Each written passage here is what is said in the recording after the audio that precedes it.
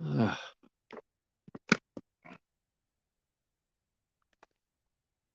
right, we are here at the pop-up, and for the first time doing pop-ups, it is a requested pop-up. So I am here by public demand. All right, never thought I'd hear myself saying that. Happy Caturday Horror Night. So yeah.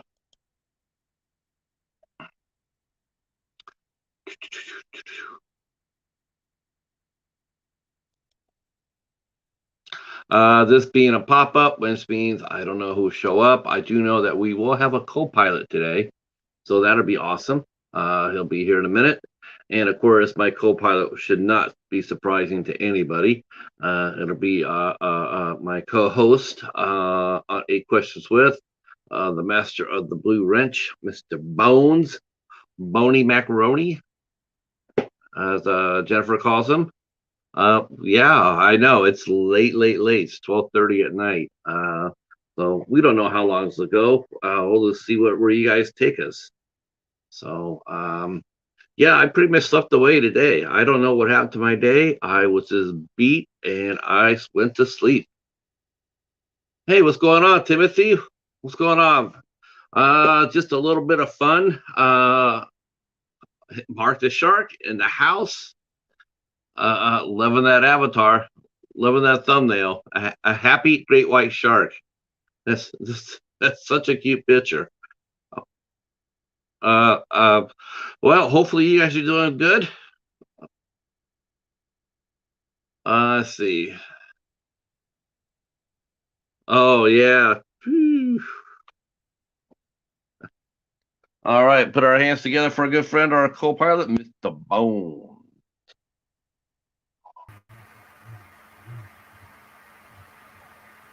What up?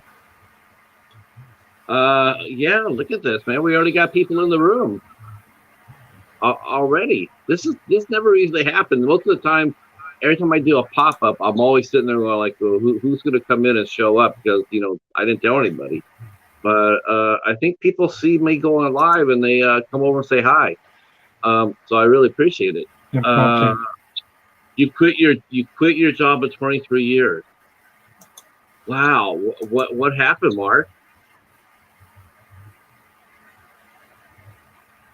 Wow. You quit. You didn't retire. 23 years.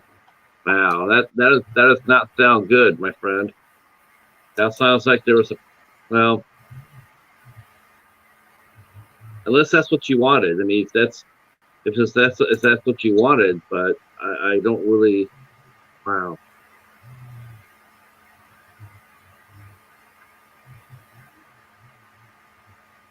Yeah, you and I were talking. I was I slept all day, Bones, and so I missed everything. I missed Steven's show. I missed everything. I got up and okay, I thought, well, I'm gonna get up and go hang out with Coast to Coast guys, and yeah, it just wasn't happening. They were gone after only 2 hours. And then he said that they had technical problems. So it's like, okay. So then I said, okay, well, I'll do a review of the Wilderness Hotel that I got from Bayview Entertainment.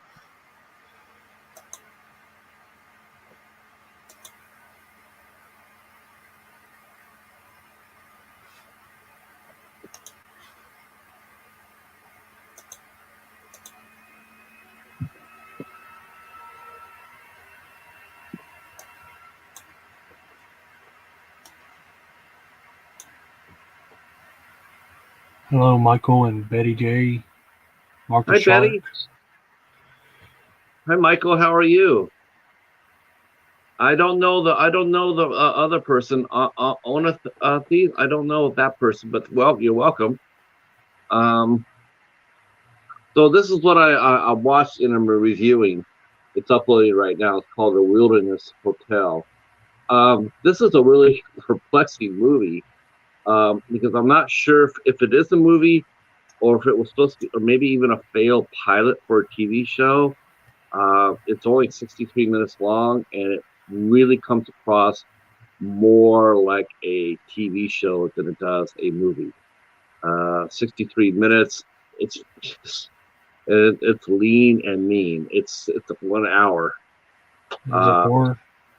it's I don't it's a horror mystery, but science fiction. It's horror mystery science fiction, and I wish I could tell you really what it's about, but it's like it has double cross, it has a triple cross, and it has a quadruple cross, Hmm. and you really don't know what's going on in it because it's just flashes back like you'll meet a couple of people, they'll have a bit of a scene, then you flash back and see the origins of that scene, and then you're brought back to it.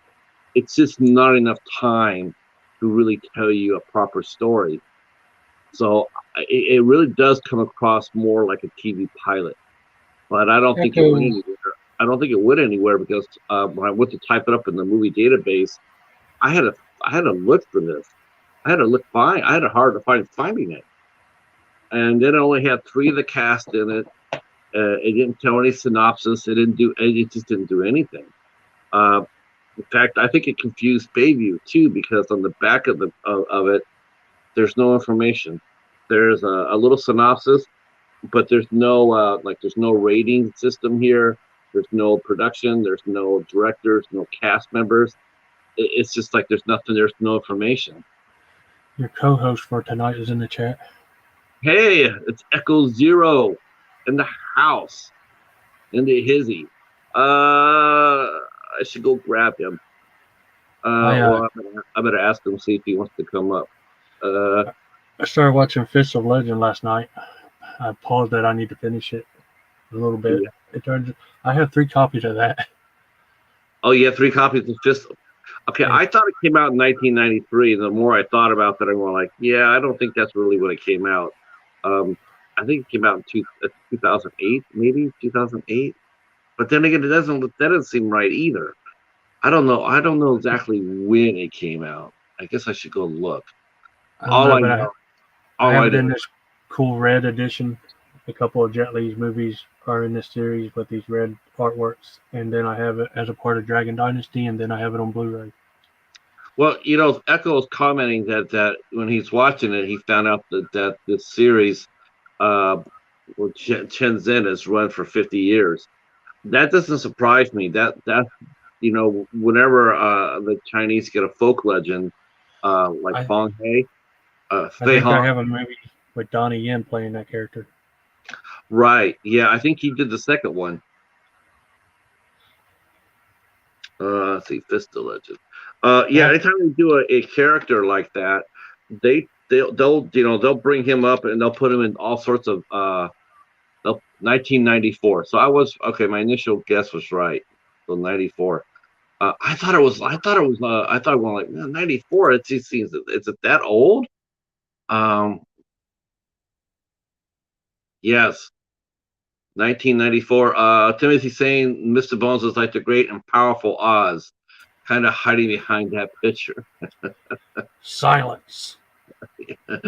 Hey, Camp Crystal, what's going on, my friend? Welcome, welcome.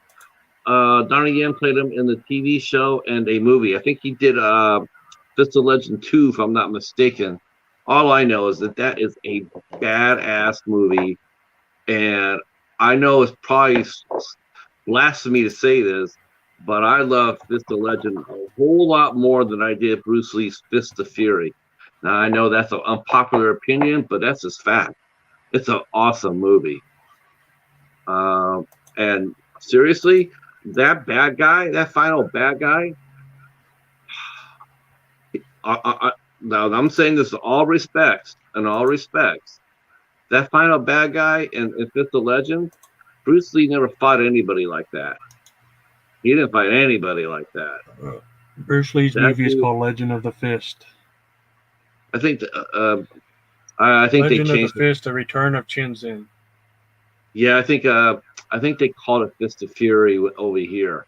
Uh, That's and right. that may be yeah, the Fist of Legend, the Return of Chen Zhen. Yeah, that's Donnie Yen's movie. Right. and they do that with their heroes, like Fei Hong. He's in dozens of movies. He's in dozens of movies with different actors. It's the character that doesn't really have to. It's like it's already been established, and they just put their stars to have them play it. Fong Sa Yak. Uh, Fei Fong Hong is Sa Yak. Have you heard of? I have a Jet Li movie, The Legend of Fong Sa Yak. I Have don't you know heard of that. that one? No, like I know that Donnie. I know that I think it was I want to say they both did one. Jet Li, I think Once Upon a Time in China. Yeah, I there's think a Jet Li was trilogy. I there. have it. Yeah, I think Jet Li and Donnie Yen both played in that. Uh, and there's a prequel to the '94 movie. I'm not surprised, but I don't know if it came out with. I don't think it probably was Jet Li though. And Fist of Legend clearly is a homage to Fist of Fury. I mean, it's almost in many respects it's almost a scene for scene. The way he fights, you could definitely see, you can see definitely parts of the movie. Now, the only thing I would have to say, definitely, in Bruce Lee's defense, was they did not have nearly the sophistication back then as they did now. There was no wireproof really back then. I sent Echo a link, but if you say too much right now, you're not gonna have anything for the show tonight. Oh, yeah, there ain't nobody gonna be here for tonight. I mean, I don't know if they'll all come tomorrow. Anthony, how are you, sir? Malcolm, oh, you watched Malcolm X, huh? Yeah, that's an awesome movie. It's a the people will heartbreaking movie be too. the people will be at the society. They'll be there to support you. I hope so. I do. I hope they all show up. None of them might not know what the hell you're talking about because it's a martial art movie, but they'll show up to support you. I hope so. I wanted to do something different, so we decided to go with that, and then next week we'll go back to the horror.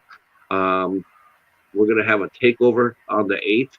Uh, the ISC Midnight Nights are taking over. Let's see. Oh, you didn't tell me that. There you go. Hey, Echo, Hey, hey, are you hey. up? Yeah, So, just so I was thought I'd show looking this. some stuff I up. thought I'd show something. I thought I'd show something off so you guys could have something to laugh at. Because I know everybody will be entertained by this. Now, this is just a partial stack. This is just what I found so far. Um, it's not everything. It's just partially what I've got. So, of course, many people probably won't even know I have this much, Hey, but I Betty. do have something. I do have something. All right, are you guys ready? Okay. So this is just a small. This is very tiny, right, Bones? Very tiny. Is that the Seven dollar movies, store ones? huh? This is, Is that the dollar store ones? Or the regular ones? these are regular movies. Don't have any adult movies. Did But these you? are regular. But this is my stack so far because as I'm finding them, I'm putting them aside. Hi, Katie. My Did Hey, you pick Cal. up? non-dollar store stack. So I thought I'd go ahead and just like tell you what they are. So this is my little this is my little so far. Oh, is that your Dollar Tree stack? No, this is the regular. This is 11 movies. I need to go through the site if I'm going to review or not. Oh, I, well, I got 2 more on the way, and I put an embargo on me buying movies until all of these are done, taken care of. yeah. If I did Because that, I'd never buy another damn movie. So this little stack right here, this represents because I do have more. So this is my A24 list so far. This is my A24 list. So I thought that would be entertaining to let you know what's going on. Oh hell yeah! It's the hero of the hour, Hobbs Horror here. Hey, Are those something pickups tells me I'm or going to some hate. kind of list Something tells me change? I'm going to hate this movie. No. I've gotten these throughout. That's I bought the, I mean, I got some of these are library. One is brand one. Okay, so the that's a Green good Knight. movie, Echo.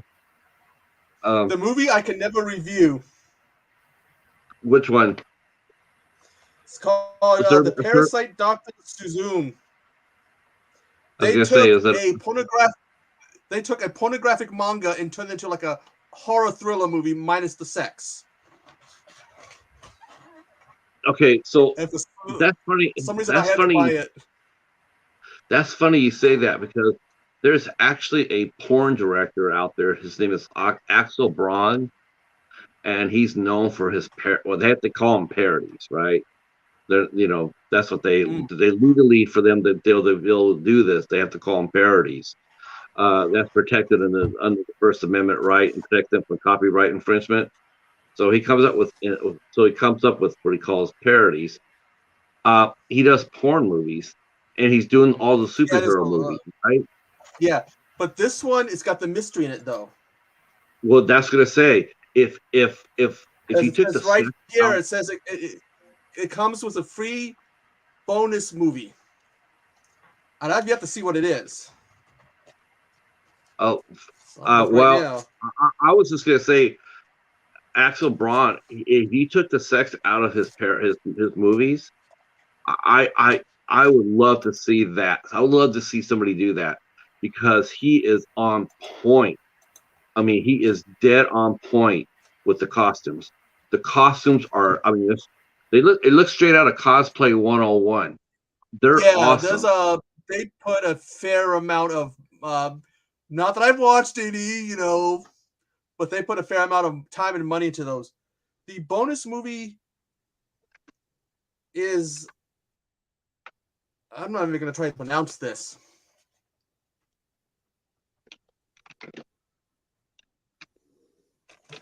Some weird movie. So from Green Apple. Yeah, they put a lot. There've been Pokemon, superheroes, Star Trek. It's almost like it goes to that Rule 34. If it's popular, there's going to be something pornographic done with it.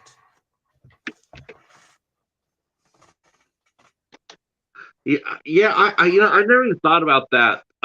My buddy Catfish, he told me about this. He was telling me about it, the Axel Braun, and I'm like, I know that I heard that name before, and I remember I had a friend who worked on the crew, and we're like, okay, I know that name, so I'm like, what about it? And he goes, that guy, he knows superheroes. And I'm going like, he's a porn guy. He says, no, you don't understand. He does that for the movie, but he has to be a collector. He has to be a fanboy. I says, and then he brought up online. He showed me some of the costumes. Obviously the ones you show online. And I was just like, holy shit! It looks straight listed from the comic books. I mean, if you didn't know any better, you would think it was. Even some of Everything the he did was, makeup. yeah, There was he's just a the Star fanboy. Wars one.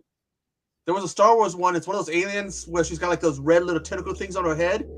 They did those in one. Wow. And those And it looks so much they more put real. I mean, it looks so much they more put real. Patrick. They put more money into than his films than Dougie does. Dude, you could take a walk from the park, from the beginning of the park, walk around a lake, and collect bottles and cans, and still have enough to make two Dougie movies. And Jennifer was gonna watch that Blood Claws, but I guess she Why? couldn't get right into it Oh God, because we thank were God. talking about it. She goes, "I got to see it," and I was like, trying to tell her. They're like, listen to what me and Patrick are saying. I want to know. I want to know. Echo, what are you talking about? I seen you trying to talk her into doing a watch along video. Yeah, but she messaged me. I was gonna help her out, and she messaged me. She's not gonna be doing it. Some issues with the way Dougie films his stuff. His camera work, I guess, and his filters was bothering her. Yeah, no, we're not talking about adult films. We're just talking about one director. Uh, he does movies, and his costumes are on point. I mean, he does all the superhero costumes, and they're straight from the comics. They're straight from Sometimes the straight comics. from the movies. Have you seen some of those Oh, Batman ones? He's got like that. He's got that no, black, like almost like the suits from some of the Nolan movies, almost like I haven't seen not that. I cloth, only like the saw, body, like it's like the body armor like he had in the Nolan movies. I no, I didn't know that. I just know that he showed me a picture of the cast of the Avengers movies, and I'm going like, I said at first I thought it was cosplay. I did. I thought it was cosplay. So I thought this cosplay. He says, no, this is from this If guy. He they makes do, dude. if It they was do Iron crazy. Man, if they do Iron Man, that one is not going to be cheap. And Yeah, a good Iron Man one. yeah. I wonder how they. I wonder. Yeah, because It could be that some of the cast could be also do crossplay, so maybe they'll yeah, you know doing what? it. There are a lot of models that do cosplay. There's a group on YouTube called Sneaky Zebra, and what they do is they make music videos of all these conventions they go to, and they highlight the creators of these costumes. In fact, let me go. I'll grab a couple. Those costumes are amazing, but a lot of the I've girl, a I've lot of watched the some of the I've watched some of the a lot, videos they do. Some of these crossovers do. They put just some really incredible work into them. yeah. Let's see. There's a guy that makes I forget his name. He makes props. He's done like the Thundercat swords and stuff, and he does foam, but he does it all up with like foam and PC tubing. And because of like the paints and stuff he uses, you would think it was actually metal. I'm going to drop the link to Sneaky Zebra on here. So if you guys want to take a look at what I'm talking about, you can do that. This is Sneaky Zebra right here. Go watch a couple of their videos. Your mind will be blown. It's amazing what people can come up with. It's Oh awesome. yeah, an incredible level of just so much skill and art that they have. Hmm. It's just Yeah, mind and blowing. I think what is it? I mean, gosh, I guess I would have to ask Midoff. He's the only guy I know that does conventions. But I would like to know, or God, maybe I can find a cosplayer. I mean, like a dedicated cosplayer. Maybe they can tell us I've about seen some them. of them. They do like the big like suits, like Transformer suits, are like the giant, like almost like Iron Man Hulkbuster armor, and it's huge. And they're able to walk around in these things. Can't be comfortable, Yeah, and the thing especially if it's is they're hot. all homemade. They're all homemade. You can't go out to a store and buy this. You have to make it. It's And the they use dedication. like PVC tubing, foam, and I forget what else I've seen, and rotary tools, and like burning things into them. They're just wow, mass talent. Yeah, and There's the of funny course thing is, of course, when you what's watch her some of those name? videos, There's one. She's a voice actress. She did voice work for Ruby and for Lollipop Chainsaw. Jessica, what is her last name? I figure I remember her name because she's blonde and extremely busty. that could be anybody in a Nagy or something cosplay. like that. Like Jessica Nagy or something like that. She does a lot of good work. She's the one that got in Okay. trouble because they said she got too revealing in some of these shows she was going to, aka she showed off a little too much skin. So Well, those if you watch the, rules. I haven't seen a lot of cosplayers. I mean, actually, I mean, I really didn't know. When I went to conventions, the last time I went to convention, there was like maybe I saw maybe they had like a little cosplay contest, and there was like 10 people that showed up for it. Somewhere between It's then and now, it blew up. Yeah, Because it's become its whole subculture. There's websites. There was a few magazines to them, YouTube channels, all kinds of stuff. It's just there was a TV show at one point in sci-fi where they had a contest with I forget it was some woman who I can't remember her name was. She was one of the big ones that just recently dressed as one of the women from Resident Evil. But like, man, that was back when Sci-Fi was trying the competition shows too. Oh, is that what they were doing? They Well, tried as that for a long as while. They had a crossplay one. They had makeup. They had Stan Lee had one. I know, superhero one. But they don't really do them anymore, I guess. I mean, I haven't watched Sci-Fi in a while. Because they went from doing Sci-Fi Echo, to doing wrestling who had? into back to. I mean, because somehow you go from competition shows to wrestling to Warehouse 13 and Eureka, which both are awesome shows, by the way. Yeah, I have episodes of Eureka. I mean, I have a season of Eureka, and I have 2 of Warehouse 13. I just restarted watching Warehouse 13 from the beginning. Well, I think it ran for 5 years, and I found the first. Yeah.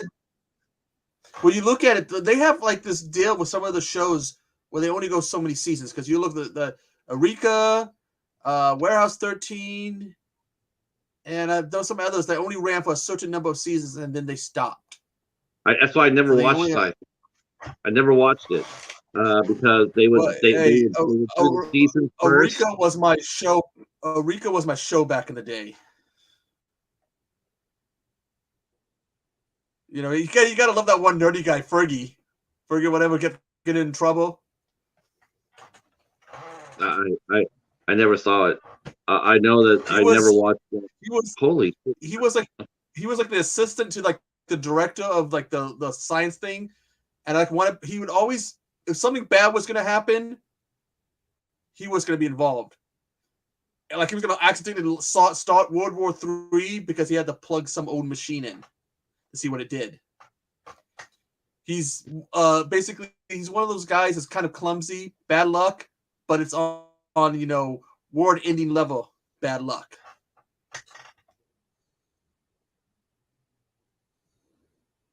It's not going to get a release. Hold on, Echo. Hold on. Okay. It's not going to get a release, Cal. It came from Lionsgate had it. Lionsgate had the movie, but I think they gave the entire film to Netflix. I don't think they gave partial to it. I don't know so if it's 100% Netflix release production, we won't ever get that. That's the problem with release whole media now, do they? Okay. Well, excuse me, Echo, 1 second. So yeah, that's how it works. If a studio has part of the project, like you could tell, like some of the Marvel stuff got released, they can get home released, like a 13 what's it called? The 13 or Stranger Things. That will get a home release because it's part with the studio. But anything that's 100% Netflix, it will never see the light of day. All right, go ahead. That's a shame though, because they actually had some interesting programming. It'd be nice to have on a whole media. I don't know why. I wish Netflix. What I'm really hoping for is people are unloading on Netflix. I guess they're dropping it now. I guess they've lost over 2 to 4 million subscribers. I know they have like 200 million, so that doesn't necessarily seem like a lot, but in a sense, it is a lot because it's not. It's just not a. It's because it's getting bigger. Well, what's 200? What's 2 million versus 200? But then again, what's 3 million? What's 4 million? When is enough? When are you losing enough subscribers to where you're going to stand up and notice that? Like, that itch has become a serious pain in your ass. Thank you for coming out. So that they changed it so now you can't, give you a thing out, have people outside your house streaming using your account, sharing your account or whatever it was. They just did. Yeah, it's. I'm just trying to think of. There's been several projects that they've done that's been exclusive to Netflix, and Disney's starting to do the same, which is really perplexing to me. It's like there's no rhyme or reason for Disney to do this, but if they start losing people, subscriber wise, let's say they lose if they lose like 20 million people on sub for Netflix, they are definitely going to feel that because Netflix uses that money to make their own projects. So if Yeah. not enough people are doing that or are subscribing to the service, they're going to be limited to what they can do exclusively. Will be forced to start releasing on a home release. I do think there will be a backlash against streaming. I do think it will be coming, just like it has, against cable. It's going to happen, and when it does, all these companies that have just ignored physical media releases, they have basically conditioned the people to, you don't need physical media, you just need us. All those people they're gonna wake up and go like, we don't need you, but we want that. And I do think it will reverse, and it's going to take a minute, but it will happen. Best Buy has gotten even worse. They had got rid of like 75% of the home video media. I was in there yesterday or the day before. It's even worse. It was like hardly anything there. So like they're really kind of getting rid of the home media. It says Cal saying it's so big it might sometimes does do it. So here's hoping. I have not seen anybody. I have not seen like he's saying that Gunpowder Milkshake. Now it might be released a year later. Yeah, if like think about two, there's 2 or 3 movies that Netflix did that were extremely popular. One was called Extraction that never got a home release. There was one called 666, I think it was, that never got a home release. There's the was that Red Alert or Point Red or Red Point or whatever, the one with the Rock. Ryan, huh? Yeah, and Ryan Reynolds is it also? The others are all Netflix exclusives, and I'm really wondering, when I see those movies get released, then maybe we'll see more from Netflix. I don't understand why they don't put it out, or at least make it so they're available on demand. It's like if you liked what this movie and you want to get your own copy, you can go to this website and you can order it through a on-demand service. You don't have to worry about shelf space or anything else like that. You don't have to worry about advertising. You can just put it in, so you can do what the Warner Archives does. It's an on-demand service. It's not just Netflix. Hulu has Hulu originals too. They have a movie on there I'd love to have on physical called Fresh. And I know it's never going to be on physical. I do think those get released home. Those will get home released. And Lethal Weapon Final is going to be HBO exclusive. I think it was. Yeah, that'll be released too. That's Warner Brothers. And I hear a rumor the new Hellraiser is going to be on Hulu. That's Comcast Universal. So I do believe anything on those and Paramount Plus, they will all get home released. Anything with the studio backing it will get a home release. I'm still waiting for Disney to do that. I don't understand that. There's no reason for them to be exclusive. They're a studio. Even Amazon Prime, even Amazon will do a home release. And I guess Amazon lost.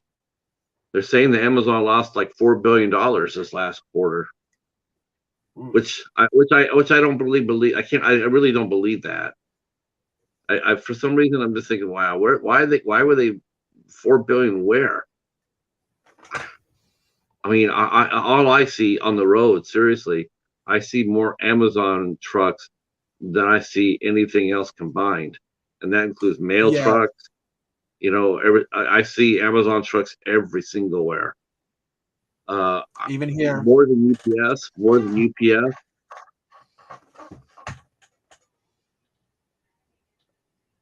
Can't remember the last time I saw a UPS truck. See, made on demand. I like that idea because Warner Archives did that, and it works because you don't have to worry about warehouse. You don't have to worry about inventory control or nothing. All you have to do is you have a master that comes in on the computer and orders it. It drops down, the big sleep. Okay, I got, every day I check see how many orders there are for that movie. Okay, 1,000 people ordered that movie. You go over there, you punch in your master or your code or whatever. They makes 1,000 copies of it. You grab it, you package it, and it's off the door 1 to 3 days. It's simple. It's simple. You don't have to worry about inventory or anything like that. And I don't know why the streaming services don't have that same outlook. Yeah. Yeah, you're right. Exclusive as far, you know what? I mean, it's like the Marvel series, like Netflix had the right to them for 2 years after they ended. Disney couldn't do anything about it. They had to wait for 2 years because that was part of the deal. So they had to wait for that. And so because it was exclusive to Netflix. But now that it's Disney again, but they did release Daredevil. I saw where they released Daredevil the first season, but I think it only had 10 episodes, 10 or 11 episodes. But they were charging. Punisher? Hmm? Have they released Punisher on home media? Or is that I have not seen that. Really. I only saw Daredevil the first season, and they were charging $33 for it at Walmart. At Walmart. DVD or Blu-ray? I believe it was a DVD. Yeah, wow. That was absolutely insane. Yeah, this form of it. You know what? I think people are already doing that, Cal. I think they already are. I think that's the reason why Netflix is starting to see. I think people are dropping off from it. Plus, they will keep raising their prices. I can't understand that. It made me laugh because it's like, people will sit there and say, I can't pay $100 for cable. Okay, I get that. I'm going to cut the cord. Okay, I get that. But you turn right around and then you buy 5 streaming services, and guess what? You're paying $100. It's like, what cord did you cut? Well, people are rebelling. There's people out there making bootlegs, and us collectors are buying them. As you saw, Undead Nightmare, you commented on one of his posts and said, "Are those actual releases?" But no, he doing what he has to do to get the movies he wants in his collection. He had TCM and I think the Fear Street trilogy and some others. I don't understand. Basically what we have to do if we want the movies in our collection. I don't understand a studio because it's a catch-22, right? It's a cat chasing the tail. It's like you want to be able to have your movies on streaming services, right? And this is the thing. I think studios have more power now because it's basically going like, and I don't, before it would be like, okay, I really want to get my movie on your streaming services when there's only just a few. Well, okay, well, you'll have to do it our way. But now, because there's so many services out there, now studios can go out there and say, you know what? I can pick and choose where I want to go with the best deal. Like, I don't necessarily have to go to Netflix because I can go to Amazon Prime. I could go to Hulu. I can go Disney Plus, Paramount Plus, Peacock, whatever, and sit there and dictate terms, a lot better, and that part of it, I wish they would be, hi, how are you, Experienced? Hey, I gotta go take care of my dogs real quick. I'll be right back. Sure. I wish that more studios would come up there and think about us when they sit there and say, listen, we'll let you have this movie exclusive for streaming services for 1 year. After that, then I want to be able to have an option. I'm going to have the, if I want to make a home release, I'm going to do that, for 1 year. And then I'll put it in this vault, so to speak. Then you could have it back exclusive for 1 year and give and take like that, like the Disney Vault system. Disney Vault was actually a pretty brilliant. It was pretty brilliant because they would come out and do a limited release, and they would advertise it as like the Green Knight is coming out for exclusively on from the vault. It's only gonna be out for a limited amount of time before it goes back into the vault. Well, that just made you just want to go out there and buy it today, and because you didn't know how long they were going to keep it out. And Disney was good to its word. They would have it out for 3 to 5 months, 3 to 6 months, and then it would be taken off the shelves. They made their money. Now and then they create their excitement, and then they did what they said they were going to do. They took it off the shelves, and it just caused people to go out there and get it now. It just wasn't like, well, I can pick this up anytime, anywhere. No, you can't. That was the beauty of it. I don't mind if they did that. I wouldn't mind if Netflix did that. We're gonna release Gunpowder Milkshake for a limited amount of time for 6 months. Then we're gonna take it off for a year. Texas Chainsaw. At least Texas Chainsaw. At least then you're giving us home collectors or physical media collectors. At least you're now giving us a chance to buy it, because obviously we're not buying your service. And anybody who watches anything sees on this platform, there are millions of physical media collectors out there. I mean, there are millions. I have Netflix, but I've only watched it once because I want to pick it up off my shelf and put the disc in. I'm a physical collector, so I've only seen the movie once, even though I can go in there and watch it. I watched it when it debuted because I wanted to watch it, but I would prefer to put the disc in my player and watch it. Yeah. I prefer to go out there to Dollar Tree and or the library or anywhere else to be able to go ahead and pick it up there and say, you come back. It's sort of hard to go there. It's sort of hard to go to do like, okay, I got a Netflix haul, Yeah. It's like I got a Disney Plus haul. It's like, they dropped 20 movies on the service this month, and I got them all. Netflix haul, that was funny. Yeah, I'm a collector. I've got all the Texas Chainsaws up there, but I don't have the new one because they don't have a physical, and I want it sitting next to my other ones. And the thing is Lionsgate had Texas Chainsaw Massacre. It was supposed to be released through Lionsgate, but they turned around and they said they sold it to Netflix, and that's why it's there, and that's why we're not getting a home release. I have not heard even a whisper about it being released yet. And when did it come out? It came out before or after Scream? Before Scream. Yeah, because that was the big movie, and then after that, then we was waiting for Scream to watch next. And Scream is now in the home market. Now you can go up and buy. Yep. So I did day one. Got it on 4K. Yeah, and there you go. You're lucky. I found it at the library. Yeah, I got lucky. I definitely did. 50 cents DVD, but I'll still take it. That's crazy. You get crazy deals there. Yeah, I was like, oh, it makes me excited for Bag Day. Now next month will be next Tuesday will be the 2nd, and so it's pretty much going to be the last week of every month. They do the bag sale. So I basically just leave my bag and I take the movies out and throw the bag back in the car, so I don't forget it. I finally caught a damn Dollar Tree wave. It was just a tiny one, but at least I caught one. Yeah, you got a couple good ones. The best one I saw you pick up was Spree. That's a good movie. Yeah. How is it? How is it, Bones? Is it like a? I reviewed it. I got a video out. Okay. I just want to know if it was like is it a dark comedy? Does it have a little edge to it, or is it just broad comedy, or is it straight horror?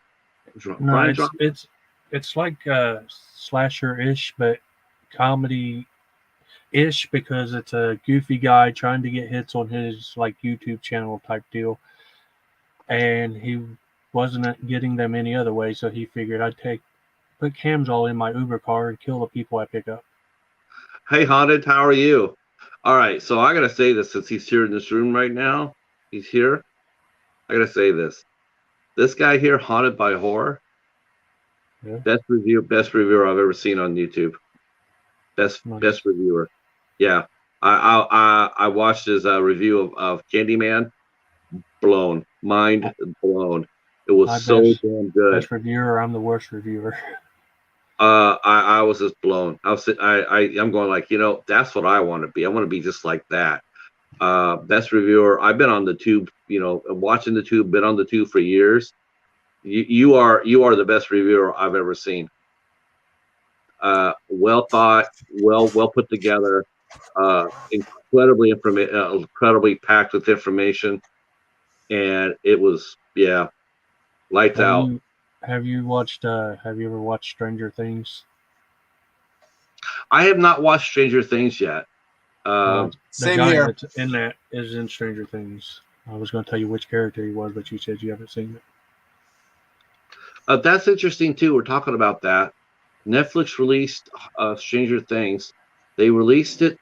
They released the first 2 seasons. Yeah, right? but part 3, I've been waiting for fucking ever. Like, where the hell is it? Yeah, they did the same thing with the Castlevania ones. They aired those and then they released those, but don't think it took them too long to release the 3 seasons of that. The first 2 seasons were awesome. One of them is like a slipcase VHS, and then the other one's like a clamshell. And I've been sitting there waiting forever for season 3. No, I'm glad to say it, Haunted. I was just blown away. I was sitting there going I was just sitting there watching a Candyman review, and I'm just like, I've never heard anybody review a movie like this before. It was just, it's like, damn, Speaking of, really great. Let me go see if I can grab a channel. Netflix has a bunch of other exclusives like the Babysitter 1 and 2, which are really good, and they've never got physical releases. I've seen people buy bootlegs of those. Yeah, normally I would never advocate piracy, never. I still won't. But let's put it this way. Well, maybe not back in the day, but now it's what we're left to have to do. Because they're not wanting to give us our physical copies, and we're collectors. Yeah, I agree, Bob. I mean, I don't like how they just force it up. They force it on us. That's what I don't like. I don't like that at all. I don't remember back when I was a child when we used to copy VHS from the video store. It's like now we're relegated back to having to resort to shit like that because they're not wanting to give us our physical copies. Yeah, we used to go down to Hollywood Video. You can rent 10 at a time. And I had all these VCRs set up, and I'd go and we'd rent, like 3 or 4 of us would rent 10 movies each, and we had a little deal going back in high school. Okay, I'm dropping Haunted by Horror's channel link down. If you guys haven't connected with Haunted by Horror, you need to do that before you leave the live stream today. What's up, Boomsday? Hey, John, how are you, sir? All right, I'm dropping this link right now. Yeah, for sure. There you go. Take a listen to his channel, and you tell me if I'm wrong or not. It's a great channel. It's an awesome channel. Season 3 is out there, Bones, but in a boot, yeah. I have a feeling all the Marvel series are out there by boot. What was that one site that was doing that? I'm not sure if they're still around or not. It was Stinky Tuna. I think they were doing that. Yeah, I remember Stinky Tuna, but I haven't seen their site up in a while. There's a guy on Instagram named Mob Media Group or something that's doing TCM. Yeah, I was looking for Stinky Tuna one night. I couldn't find their site. I don't know if they got took down or if they have a different link now. I'm dead certain they got pulled, just like this guy will too. He'll run it for a minute, but once they get wind of it, there's many people out there because I don't know where and then Nightmare got his stuff that you saw.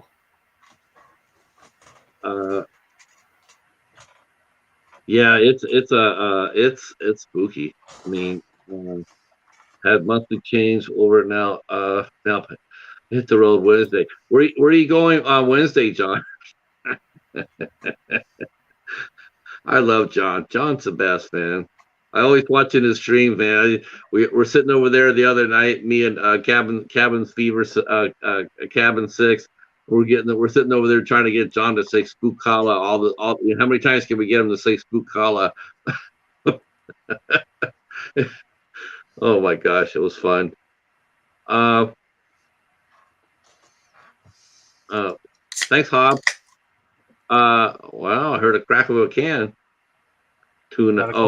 Arizona iced tea. I'm addicted to it. Yeah, I love it too. So you guys all need to go ahead and connect with Haunted by Horror. That guy, yeah, I'm gonna have him come up and do an 8 questions with me too. He doesn't know it yet, but I'm going to. He's gonna have to come over and talk to me. He doesn't know it yet. I he like doesn't his know. banner. He doesn't know it yet, but he got booked on the show. That banner he's got pretty badass. Pat and his sneaky tactics. That's right, dude.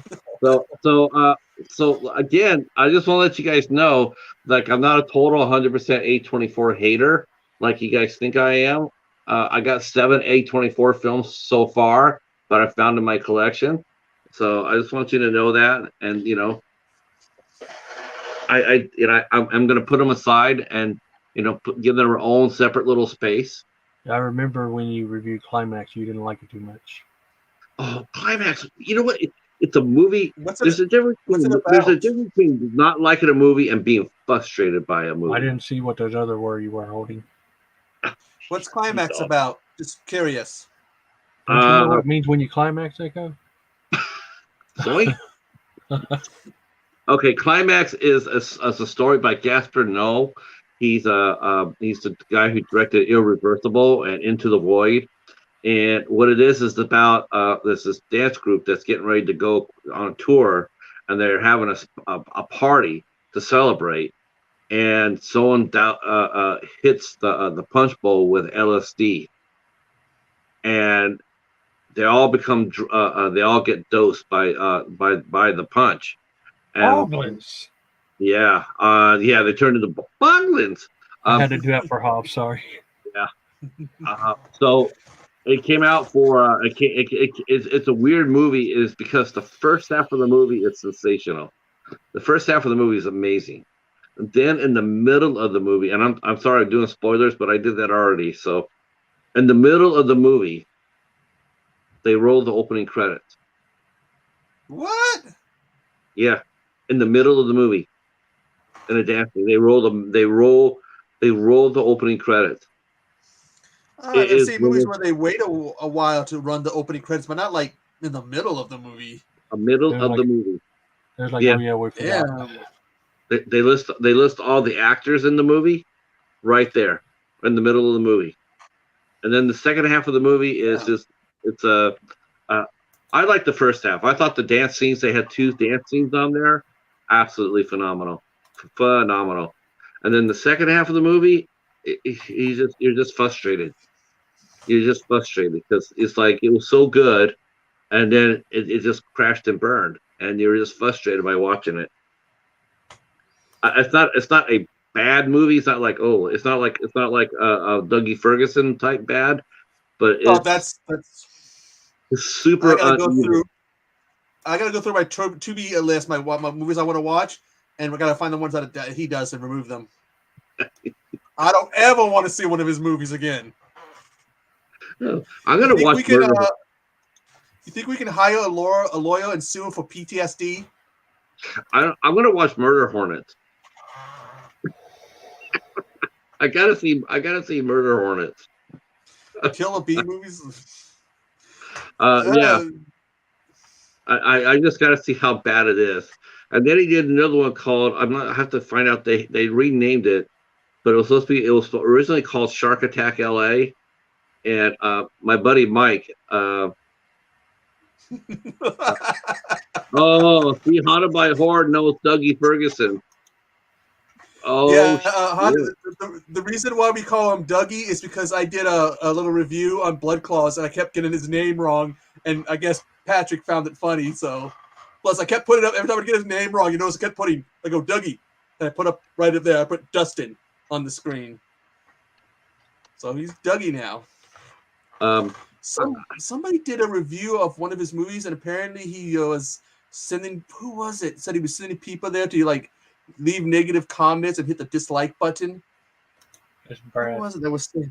Bronco Joe Brad says that they stalk his page, his videos. Wow. So that must have been his family, because it certainly wasn't any. You know what? I before I close the door totally on that coffin, I do want to go take a look at some of the movies that had Jennifer Nagel in it. I want to see her act. Malboy, yeah. Yeah. Well, I want to see her act. I mean, her as Jennifer. I want to see that.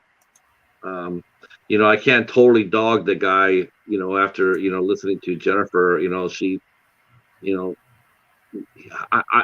this is my 2 cents about that. After I watched the interview I did with her a couple of times, and here's the thing. Yes, he hired her, or casted her, and and very graciously.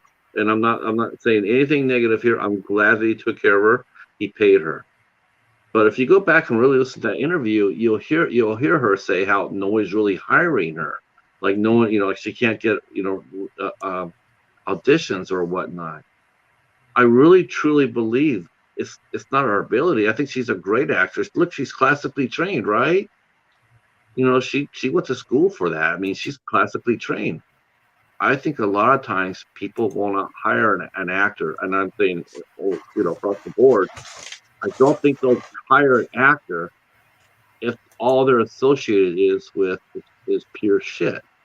It just won't happen. If I'm a casting director, right, and I see John Smith come in, and all he's done is Dustin Ferguson movies, why am I going to hire that if that guy's going to stay at that level? If he says, well, that's as high as he's ever gone, how can I know? How can I know that he can do my movie? It's all he's doing is just Dustin Ferguson movies. And so I think what happens is the actor is punished by association. But at the same time, because that's the only person who's hiring that actor, where's that actor supposed to go?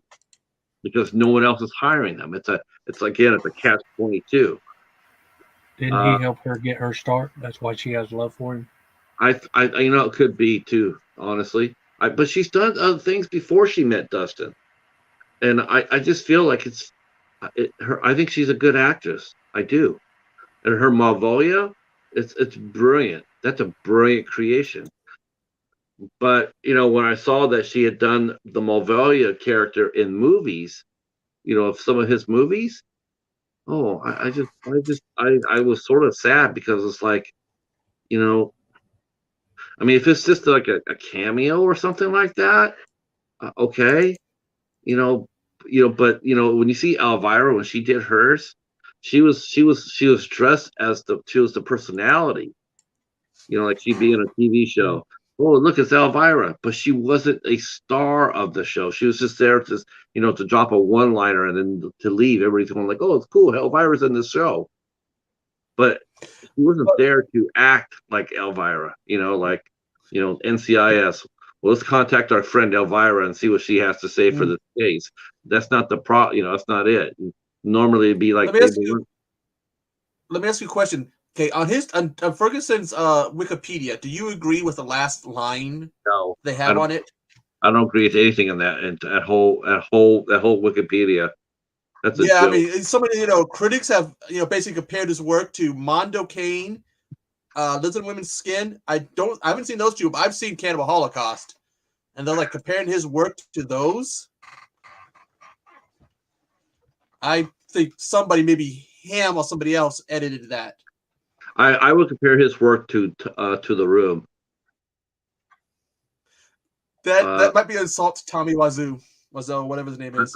I wouldn't even. I mean, I can tell you right now. If you ever go through a graveyard, if you ever want to go see Ed Wood's grave, right, and you go to the cemetery where he's at, you're definitely going to be hearing him.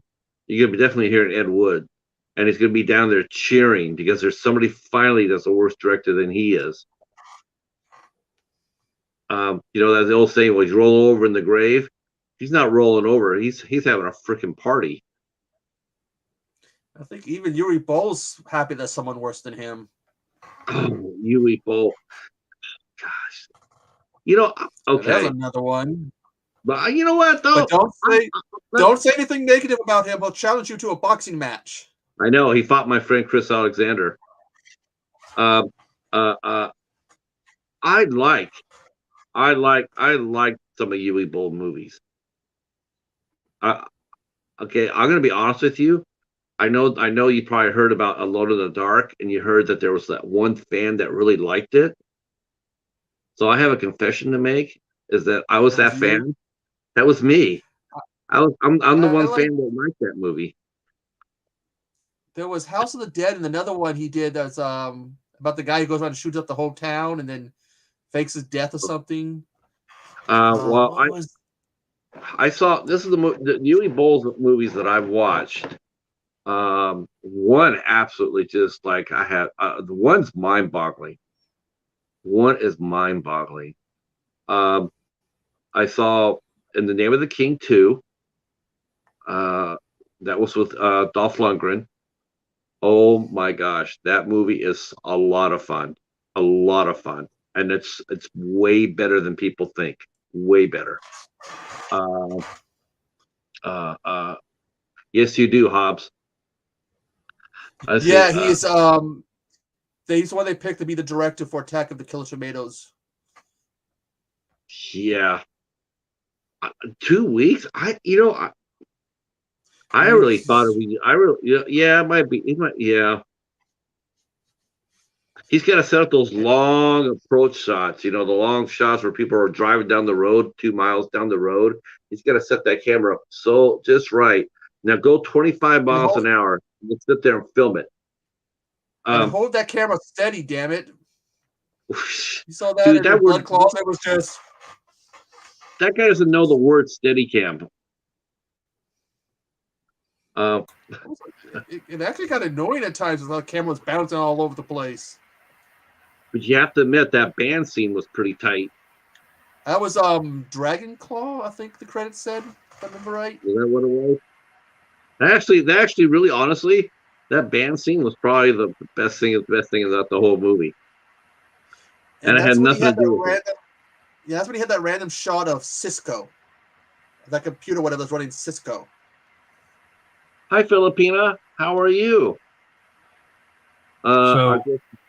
So with a Killer Tomatoes reboot, what's he going to do? Film tomatoes at a farmer's market? Because Apex Predators was about sharks, and all he did was use stock footage from like Discovery Channel or something. For Blood Claws, he went to a zoo. Oh, he got some Yeah. stock footage of a zoo. Yeah. And when he kills that panther at the end, the panther was running away. There's no way he could get even a single drop of blood on him, but yet he still has blood on him. And he wasn't even dressed to go hunting. Dude, everything about that movie is just like, oh, it just. Yeah, I heard about that Apex Predator. I just. Yeah, they sent it to me, so I watched and reviewed it. I tried to make it sound as nice as I could. But funny, that's supposed to be about sharks, and when I said in my review, the best part was Sean C. Phillips' part, where he had another guy with him, and they was playing like some Jay and Silent Bob stoners hanging out on the dock, being goofy. And that was the best part. I have not seen a Sean C. Phillips movie yet. I have not seen one that he's directed all the way yet. I have to admit, I have a feeling I'm going to be seeing Dustin Ferguson 2.0. I thought you meant that he acted in. I've seen this one, and then he's in one I have called Girls Gone Dead. It's been a while since I watched that, but I remember liking it. But it didn't have nothing to do with him. Girls Gone Dead. Yep.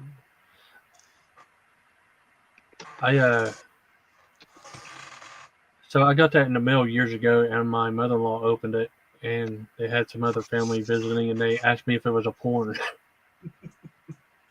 They had chicks on the cover, and it's called Girls Gone Dead. Girls Gone Dead, yeah. It's like I did with one of my uncles. I accidentally burnt him the wrong copy of a movie called Big Tit Zombie Killers or something like that. He goes, "This is porn." Oh, no, it's a Japanese zombie movie. He's like, you sure with that title?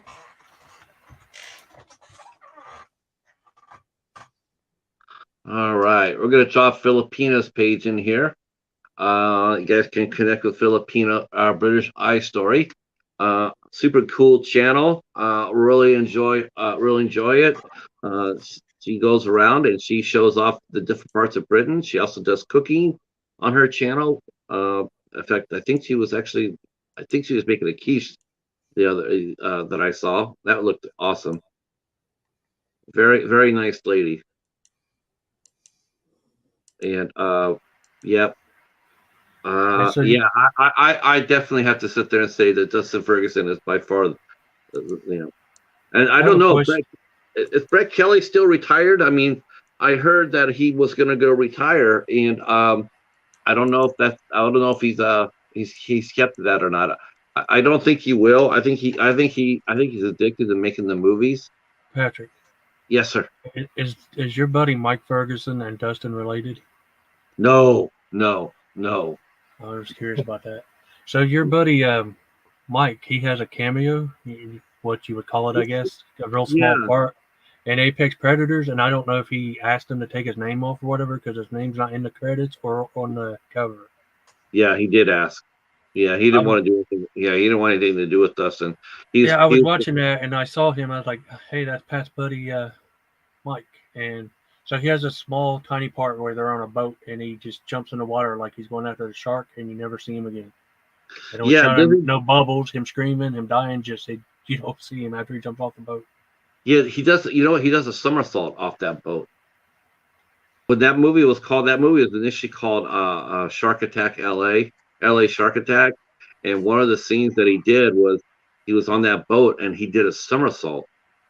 And when he told me that, I was laughing my ass off. I'm like, oh, I cannot wait to see that.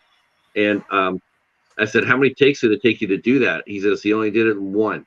He did his. I mean, you guys will all see Mike Ferguson. He's not a small man. He's a big dude. And he's on the side of the boat and he does a somersault into the water. I just was crying. I was crying when I saw that. But no, yeah, he asked Dustin to take all his names off the movies. So, yeah, he was not happy. I don't know the details of what happened. Not my business, but I know that he just wasn't, and so so that happens. Sometimes the director will do that too. If you ever see a movie directed by Alan Smithy, that basically is a sign of a director asking for his name to be removed from the movie. Whether because most of the time it's because of editing cuts. They direct the studio will come in there. The director will hand the studio his cut of the movie, and the studio can come in there and do whatever they want with it. And sometimes it'll affect the movie so much for a director, he doesn't want his name associated with it. So he'll ask for that to happen. And so when you see a movie, say directed by Alan Smithy, that's what happened. And most of those times, those movies suck.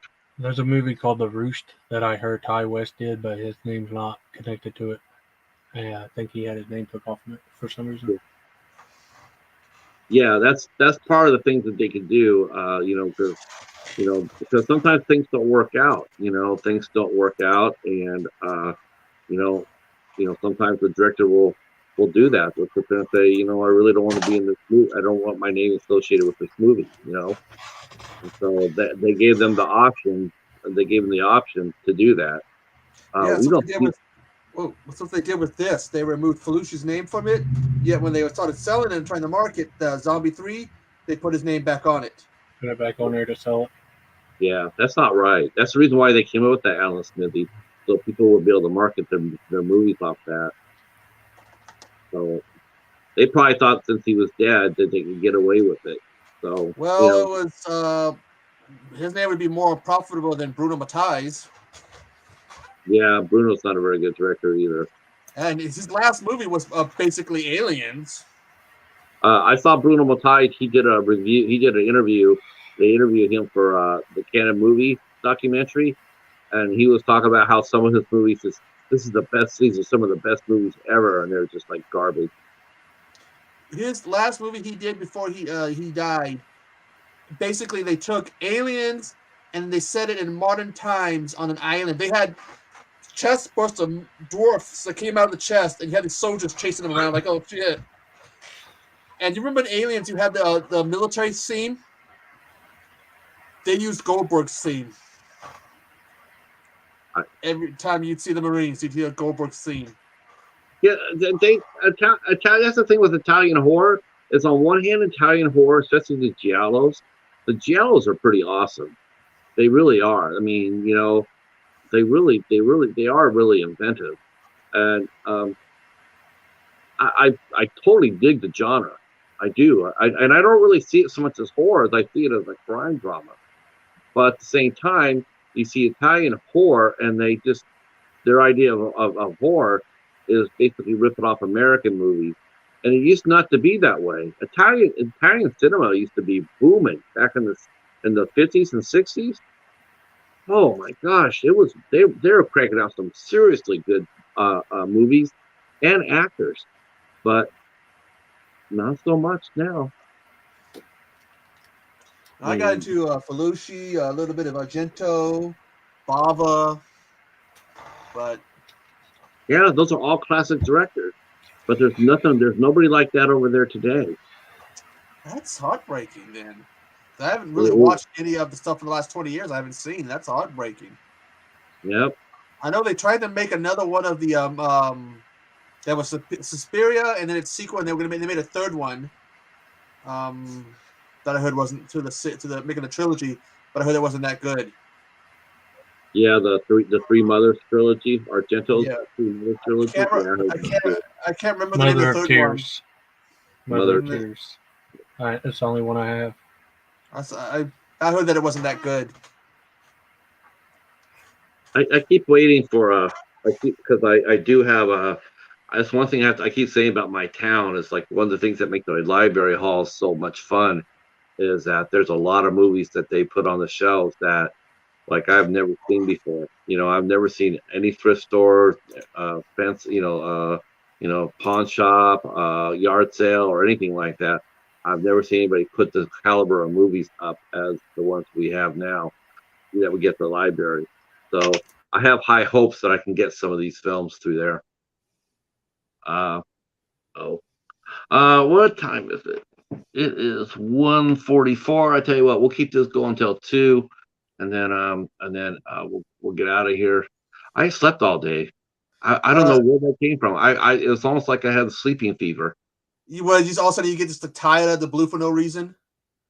No, I got up at a decent time, and it was almost like as soon as I got up, I went and cleaned Paladin's box. I gave him fresh water and food. I had a little bit of lunch, and an hour later, I watched the Wood of this hotel because I had to review this, and then I was done. I went to bed. I laid down. I think I laid down like about 4:00, and I woke up and it was like it's after 12. It's just like I got an interesting one on the way I'm going to review. My Demon Lover. Oh my gosh! Yeah, from the 80s, I think it was. I found it on, I believe it was on DVD, and I was like, oh, I got to get this. Yeah, Scott Valentine, I think, did that movie. I haven't seen that in years and years ago, and I've been wanting to see it, and finally found it. It's like, oh, was that with Christy Swanson? Let me see. Scott Valentine. No, it's Alan Fudge, Michelle Little, Gino Galgero, but no. Oh, Robert Taubert. I just remember watching that when being like the whole idea is like whenever he gets aroused, he kind of has a bit of a nasty little side effect. Right. Yeah, I remember the movie when it came out. I forgot I thought I was trying to remember who played the girl, the main star, the girl. And she just wanted Mr. Right, and boy, she found something all right. Yeah, Mr. Right, all right. I got that and Pieces on the way. Oh, Pieces is a classic. But it's going to come with the American one and the uncensored, whatever country it was from, with Spain or whatever, with subtitles. I can't wait for next Sunday. I think we're gonna have an awesome time tomorrow. But a week from tomorrow, we're doing Saint Maud, and I can't wait to get into this. So the IFC Midnight Nights are coming over. So we got Mary Wilson, Ben from Cadaver Club. We got Mike from An American Werewolf in New Jersey, and we have, for the first time, I've never had him on a stream, which is my shortcoming. But the horror miser Monty G is coming over, and he's going to partake in that show too. That's going to be awesome. I cannot wait to sink my teeth into this. Now, I know some people found this a little slow, but I'm a character guy first. I love character drama, so I know about the ending. I've seen worse, but I'm all about the story. I'm all about the how she gets to where she gets. Glasses. I'm gonna have to keep my eyes out for that then.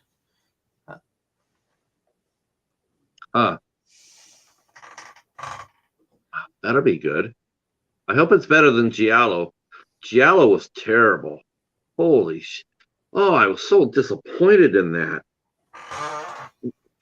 I got that at the Dollar Tree. I guess that should have been my first sign, right? I was so disappointed because on the cover, it looked outstanding. You had Emmanuel Signier.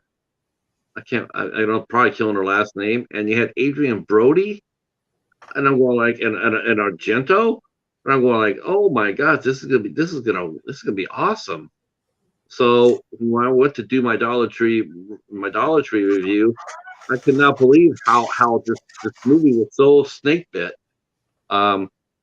Adrian Brody sued to have his name removed. He didn't get paid.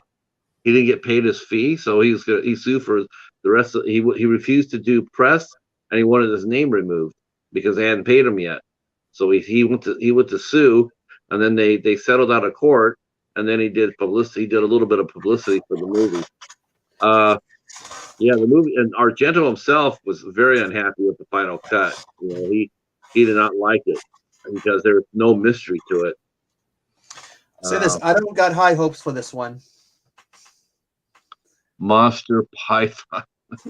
It's from, I'm guessing it's China or something or whatever, because they're talking about all these names are like Wang Zane. Oh, is that a Chinese feature? Dude, that'll probably be awesome. They know how to make creature features. So it's ITN distribution. Was that a Dollar Tree pickup? No, I found this at Walmart. I go, well, I think this will make me suffer, so I'll watch it. I'll get it. And that actually looks pretty tight. Yeah, so I can get this. Yeah. Oh, speaking of ITN, I guess they were supposed to distribute the Jeepers Creepers Reborn, and I guess they supposedly had a clash about it, and I guess they're not going to distribute it, and so they had to push back the release date for Jeepers Creepers Reborn till 2023. They have to find another distributor. Wow. You know what that tells me? I tell you what, it tells me one thing. It tells me that Victor Salva was involved in that movie, even though they've done everything to take him out of it. I think he was involved in it, and I bet you anything that's what ITM found out. They found out that he was part of it, and they wanted nothing to do with it. The thing is, after I didn't know about what had happened until I think it was they were filming the last one. Was it? That's when I first heard about it, but that's not why I didn't watch it. I just really didn't. I lost interest in the series. I heard the third one. Yeah, I heard the third one was just a bad movie. It didn't matter who was involved with it. It was just a bad movie being made. The thing about Victor Salva is, everybody jumps on him, and rightfully so. I get that, totally do. But at the same time, these are some of the same people out there. On one hand, will be blasting Victor Salva, and next thing you know, they're doing a review of a Roman Polanski movie. Let's talk about Rosemary's Baby. How about let's not? You know, if you're gonna be that extreme about it, well, I can separate the man from the art. Okay, that's exactly what I do. I love the first two Jeepers Creepers movie. The So first did movie, I. the first one scared the shit out of me. That ending is freaking haunting as hell. And The I really ending, liked like some of the stuff they did, like in the second movie, like when he, his head's damaged, he eats that kid's head. right? So I thought the second one was great.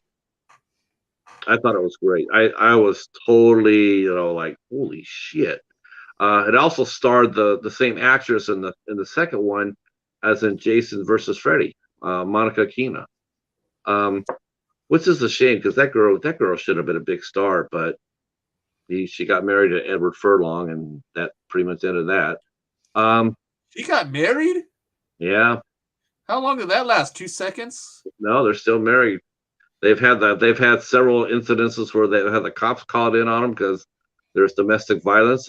If you go read about it on the Wikipedia page, on his page, Edward Furlong's page. Yeah, it's a car crash. Yeah. He did that Terminator movie, and then all of a sudden he just.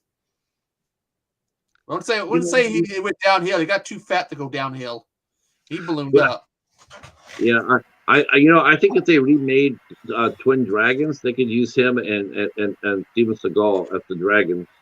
He has another good one. I love Pet Cemetery 2. Oh, that's right. He was in it. Uh, you know what? It might be one of those things where, we talked about this. It's like you think you want to be something until you are in that position. Hey, Hey, Cody. Cody Ray, what's going on? How are you doing, young man?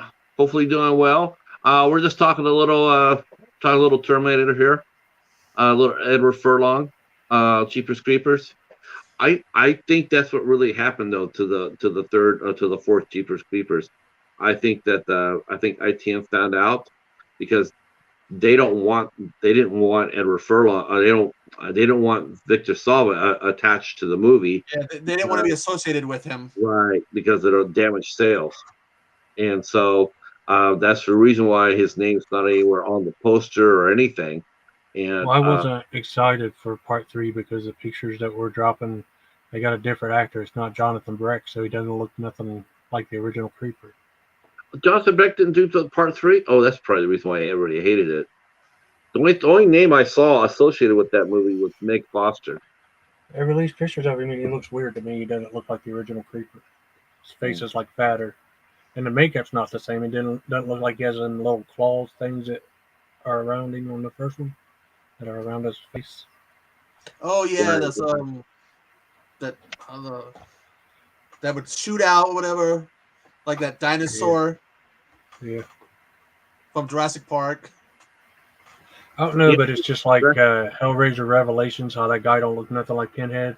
That new Creeper didn't look anything like the original Creeper. Yeah, because I guess Doug Bradley's not doing that. Stop doing that. Stop doing Pinhead. Well, he's down. Yeah, and, I don't and the blame new him. guy just doesn't, And then you Well, also Revelations, they made a bad choice because in Judgment, the guy looked pretty good like him. I like Judgment. And remember, in one of them they had Pinhead Jr. What is that? They're having a female Pinhead for this new movie. In one of the movies, like they're turning some kid into a Cenobite. If you look at it, because they're putting nails in the kid's head, he's basically looks like Pinhead Jr. I forget which one that was. Yeah, they're making the new one, the one that's coming out on Peacock, that they're gonna make. They're making it into a girl, and yeah, I'm down with that. I think it'd be an interesting twist. But God, Hellraiser. Yeah, as long as it's not someone trying to be Doug Bradley, it's a different sex. That's fine because they say that in the books it's originally a female.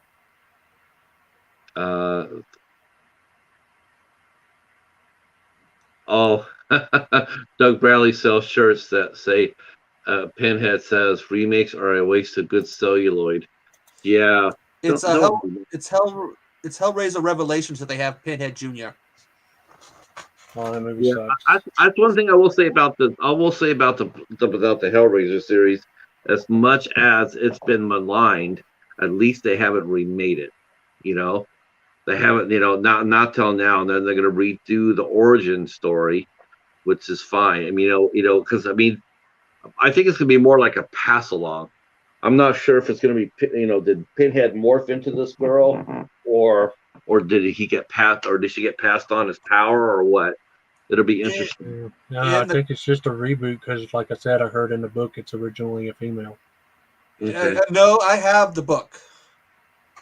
I'm trying to remember, but in the comics, they do have it where he gives his powers to Christy.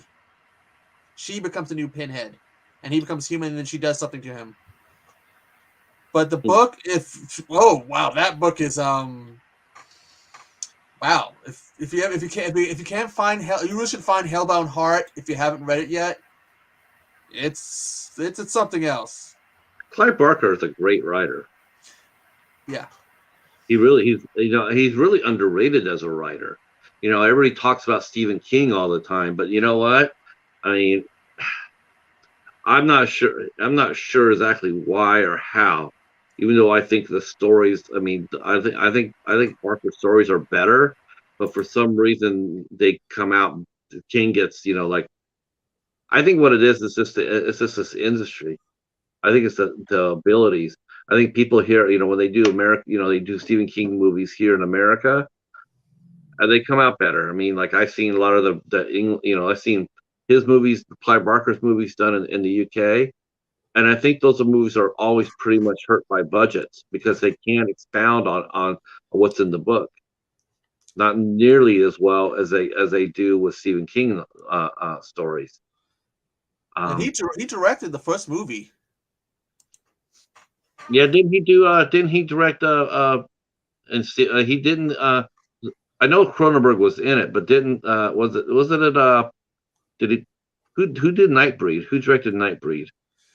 Was that See, Barker or Cronenberg? yes, he Clive directed Barker. Hell. He did Hell. He directed Hellraiser, Nightbreed, Lords of Illusion. Are the three he directed. The others, he was either the producer, the writer, or the executive producer. Yeah, the first Hellraiser is just a masterpiece. It's a He's master. set to be the producer for the upcoming Hellraiser movie. I just think that the one movie I did not like at all, at all. I liked the Midnight Meat Train. I thought that was well done. I liked that a lot. The only one I really just did not like at all was the Book of Blood. The Books of Blood. That was a horrible movie. That was a serious misstep. But then again, They made a sequel. Have you seen it? yeah, see, Haunted by Horror. See, you know what? Honestly, the last 20 years, I 100% agree with you. I 100% agree with that. Clive Barker is a better writer than Stephen King. Stephen King is just he's comfortable. He's too comfortable. He's not daring anymore. He doesn't have any fresh ideas. Every Stephen King book I read, I'm bored by a quarter of the way into it because he's doing the usual Stephen King shtick. Same language, same. And I actually read the Dark Tower. I read the first book. Holy shit! I could not understand how he got how that movie got made. That book is just You ever read any of Bentley Little's stuff? no. He's an okay writer, but his weakness is his endings. They're so rushed that the anticlimactic is like, it's over. That's Stephen King though. He's always been a weak ending. His stories always end so weakly. Dean Koontz does that too. Dean Koontz has a hard time ending the story really well too. Though I will say that the movie he did called Lightning was one of the best books I've ever read. That movie was insanely good. I wish the hell they make a movie out of that. Um, I tell you who could write a hell of an ending though was Clive Barker. I mean, not Clive Barker, but Clive Cussler. Oh shit, that guy could write it. He could write his ass off. His stories I read were. I read some ones by a guy named his name is Joe McKinney. He writes zombie stories and stuff about different outbreaks and stuff. But what makes it fascinating? He's a police officer, and I believe last time I looked, he was still active or semi-active, working dispatch. That's the first time. There was two well-known policemen that were still writing while they were. I think they both retired while they were writing. One was San Jose Police Chief named Joseph McNamara, and then there was one called Joseph Wamba, and he also wrote a lot of great police stories. And they weren't all rah-rahs. They were very true to life, very raw. In fact, I do want to say that I think Wamba's helped get that series called Police Story started. Oh, Police Story in the 70s. It was sort of like an anthology series. It was like every episode was a different cop, and and you follow their story for an hour and a half. Really good stuff. that's actually kind of fascinating. I've heard the name Police Story before, but I don't think I've seen any of it before. It's a 70s series. I'm not even sure I'll see if it got home released. I know they played on all those retro TV shows, like WeTV, MeTV, Decades, and all that. I know it's pretty popular there. That's why I used to watch stuff like Gilligan's Island when they would run the old episodes. Gilligan's Island and some of the other ones. Man, I found the first season of Gilligan's Island at the library. That season, the first season was filmed in black and white, so you really didn't see those too often. Man, I gotta tell you, the first season was tight. I remember some of the channels back in the 90s, they were running a lot of these old stuff like Gilligan's Island, the Monkeys. I can't remember what other ones, but we just started watching them being like, oh, this is different. Yeah, let me see if they're if you go there, see if they're. So Police Story ran they ran for full seasons. They had 4 seasons, and then they did a partial season, and then it was canceled. And then they did 2 episodes in the 80s. Home media, only the first 3 seasons have been released yet. Wow. So season 1 to DVD only. So the first 3 seasons. Not sure if that's because. But see, the thing is though, it's like if it gets, it has a chance to get released because it's Universal Comcast. That's who owns it. So. All right, fellas. It is 2:05. I'm gonna go ahead and pull the plug on this. I will be back tomorrow night, though, at 9 p.m. Me and Echo here. We'll be back tomorrow night at 9 p.m. for a much more deeper dive into Fist of Legend. That'll be here at 9 p.m. Eastern Time. It should be a lot of fun, and looking forward to hanging out with Echo. And we'll make a promise right here, right now. We only mention Blood Claws 3 times tomorrow. Is that 3 times each or altogether? Altogether. Yeah. So we're going to be talking about Fist of Legend, and it'll be an insanely good show. And again, a week from tomorrow at 9 p.m., we will be taking a deep, dark look at Saint Maud, which came out on A24. Have a great night, Honda. I hope I'll be talking. Do you have an Instagram page?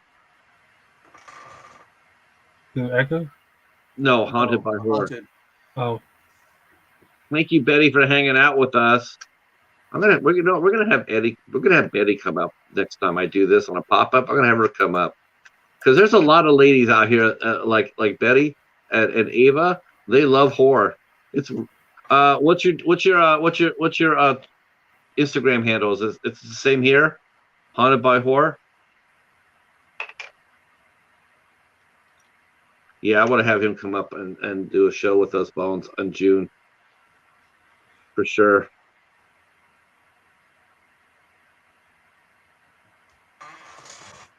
Okay, thank you. I'm going to add you here before I go to bed. Yeah, you guys need to check out Haunted by Horror. I'm not kidding you. And he is definitely the best reviewer I've ever heard on the tube. just amazing stuff. Well, just yeah. I mean, that's some Brian Scuttle shit right there. So Chris George. I mean, he knows how to do a review. I'm a Hammer Egger or a jobber, I guess. Enhancement talent, I think is what they call it nowadays. Yeah, is that what they call it? I guess that's supposed to sound. It might be enhanced, but I'm not sure. Sir, my reviews are talented. That's for sure. Yeah, they I guess they decided the title Jabba was kind of too, didn't sound really fancy enough, so it's enhancement talent. Enhancement talent. All right. Yeah. Well, then definitely haunted by horror, the Undertaker. Then for sure. If we're gonna put it in wrestling terms. All right, guys. Thanks so much for hanging out with us. We will talk at you soon. We'll talk at you tomorrow night or later on today. And be safe and be careful and be cool to each other. Peace. Night. Night, Pat.